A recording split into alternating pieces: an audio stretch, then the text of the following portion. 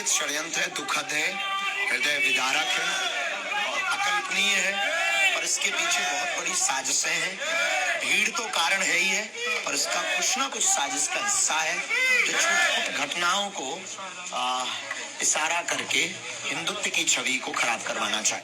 तो ये देखा दोस्तों आपने, ये है बागेश्वर धाम वाले धीरेन्द्र कृष्ण शास्त्री, जो कि कथावाचक है, कथाएं करते हैं, हिंदू धर्म का प्रचार करते हैं, और आपने इनको कई बार देखा होगा और अक्सर सोशल मीडिया पर वायरल होते रहते हैं, अक्सर सुर्खियों में आते रहते हैं, क्योंकि जिस तरह से ये बयानबाजी करते हैं और जिस तरह से एक धर्म को टारगेट करके एक धर्म को प्रचार के रूप में देखते हैं। लेकिन कहीं ना कहीं कुछ लोग इनकी बातों से सहमत होते हैं, तो कुछ लोग असहमत भी होते हैं। असहमत होने वालों की संख्या भी बहुत बड़ी होती है। तो ये धीरेन्द्र कृष्ण शास्त्री है, जिन्होंने के महाकुंभ को लेकर अब पहले भी बयान दिए थे और अभी भी बयान दिए। आपको याद होगा शुरुआत में धीरेन्द्र कृष्ण शास्त्री तब काफी वायरल हो गए थे जब उन्होंने कहा था कि जो महाकुंभ है वो तो हिंदुओं का, सनातनियों का कार्यक्रम है और इसके अंदर अन्य धर्म के लोगों को बैन कर देना चाहिए, उनकी दुकानें भी नहीं लगनी चाहिए, और भी बहुत कुछ कहा था धीरेन्द्र कृष्ण शास्त्री ने, जिसके बाद के लोग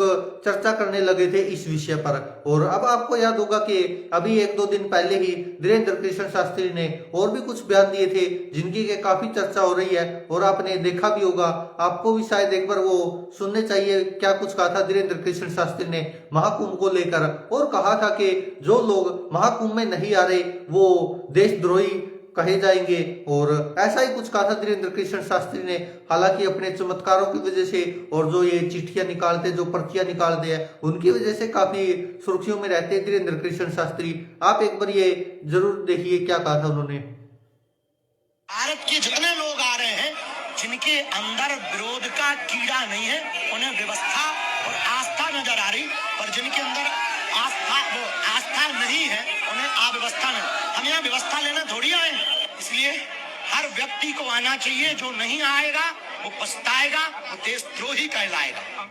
तो ये देखा आपने, ये वही धीरेन्द्र कृष्ण शास्त्री है। अभी इन्होंने जो बयान दिया था और जो महाकुंभ में घटना हुई उसके बाद, हालांकि इसमें कोई शक नहीं है कि महाकुंभ के लिए काफी सारी व्यवस्थाएं की गई थी, लेकिन जिस तरह से भीड़ उमड़ी है और जिसके चलते के वहां पर कोई अफवाह फैल गई और जिस कारण के इतनी बड़ी दुर्घटना हुई। हालांकि सरकार की तरफ से काफी कोशिशें की गई कि इस घटना को किसी तरह से छोटी घटना दिखाया जाए, और बहुत सारी चीजें ऐसी छुपाई गई जो मीडिया में भी नहीं आई। मीडिया चैनलों ने पूरा साथ दिया सरकार का, ताकि ये जो घटना हुई है उसको बिल्कुल छोटा से छोटा दिखाया जाए। हालांकि इसके अलावा कुछ चैनल्स ऐसे थे या जो सोशल मीडिया पर जो लोग एक्टिव है, उन लोगों ने सारी धज्जियां उड़ा दी, मीडिया की भी और सरकार की भी। और खासकर द ललन टॉप नाम से एक चैनल है, मीडिया संस्थान है काफी बड़ा, हालांकि है भी वो तो इंडिया टुडे का ही, वो भी कब बदल जाए इसका तो कोई पता नहीं। लेकिन जिस तरह से उनके जो एक पत्रकार थे, अभिनव पांडे शायद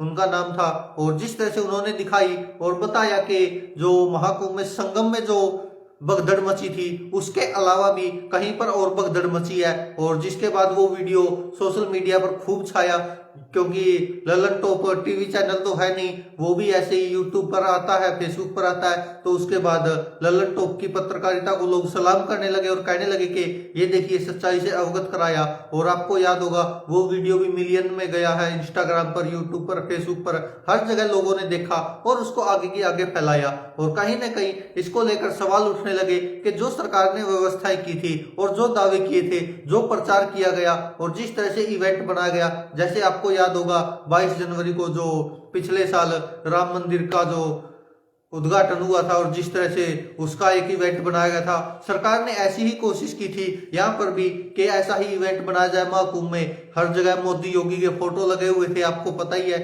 और अलग से व्यवस्थाएं बनाई गई थी जो वीआईपी लोग थे।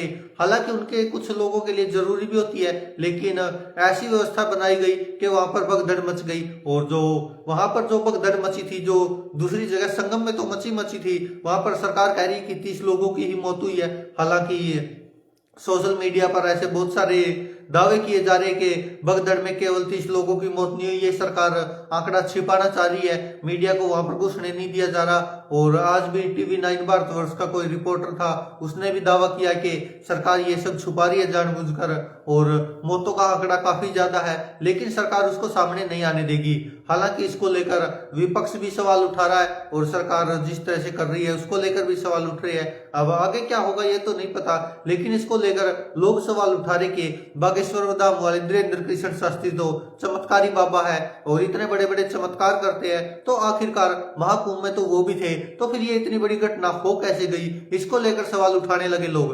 हालांकि आपको भी पता कि महाकुंभ में ये जो भगदड़ मची उससे पहले वाले दिन की ही बात है। बागेश्वर धाम वाले वीरेंद्र कृष्ण शास्त्री ने गंगा में खुद डुबकी लगाई और उसके बाद लोगों को आमंत्रित किया और कहा कि आपका आना बहुत जरूरी है, अगर आप यहाँ पर नहीं आएंगे तो आप देशद्रोही कहलाओगे, आप सनातनी नहीं हो, आप हिंदू नहीं हो, ये सब कहा। और वहां पर आपको पता ही है भीड़ पहले ही इतनी ज्यादा थी और लोग चले गए। हालांकि अब व्यवस्था कैसे बिगड़ी, क्या हुआ क्या नहीं हुआ, वो तो देखो किसी को कुछ नहीं पता, लेकिन वहां पर जो भगदड़ मची उसमें काफी लोगों को नुकसान हुआ है, काफी लोग घायल भी हुए हैं, अभी भी अस्पतालों में है, और जो मर गए उनकी तो संख्या भी निश्चित ही नहीं है। हालांकि सरकार तो 30 का आंकड़ा दे रही है और कह रही है कि 60 लोग घायल है। हालांकि जो ललन टॉप ने जो एक अलग से रिपोर्टिंग की थी उसमें एक अलग जगह की जो संगम है उसके बिल्कुल सामने जो कोई शायद जर्सी था ऐसा कुछ नाम था वहां का जगह का,